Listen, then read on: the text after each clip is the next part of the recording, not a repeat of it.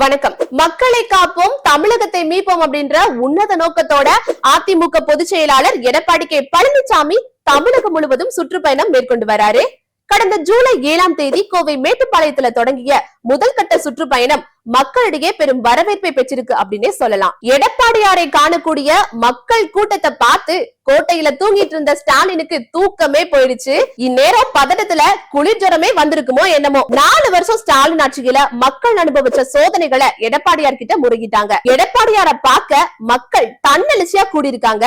தானா சேர்ந்த கூட்டம் தான் இது அப்படின்னு மார்த்தட்டி சொல்லும் விதமா செல்லும் இடமெல்லாம் மக்கள் புரட்சி தமிழருக்கு உற்சாக வரவேற்பு கொடுத்துட்டு வராங்க. முதல் கட்ட சுற்றுப்பயணம் வெற்றிகரமா நடந்து வரத அரசியல் விமர்சகர்கள், பத்திரிகையாளர்கள், தேசிய ஊடகங்கள் அப்படின்னு பல தரப்பினரும் உன்னிப்பா கவனிச்சுட்டு வராங்க.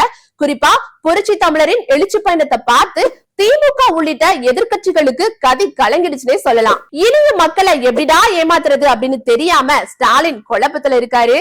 எதிர் முகாம்களை சேர்ந்தவங்களுக்கு கூட எடப்பாடியாரோட பயணத்தின் வெற்றியை பார்த்து மிரண்டு போயிருக்காங்க.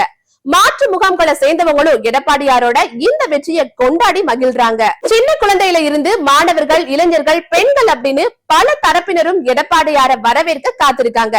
வழியெல்லாம் திருவிழா கோலம் போல இருக்குங்க. இந்த நிலையில 2ஆம் கட்ட சுற்றுப்பயணம் பெரிய எதிர்பார்ப்பை ஏற்படுத்தியிருக்கு அப்படின்னே சொல்லலாம்.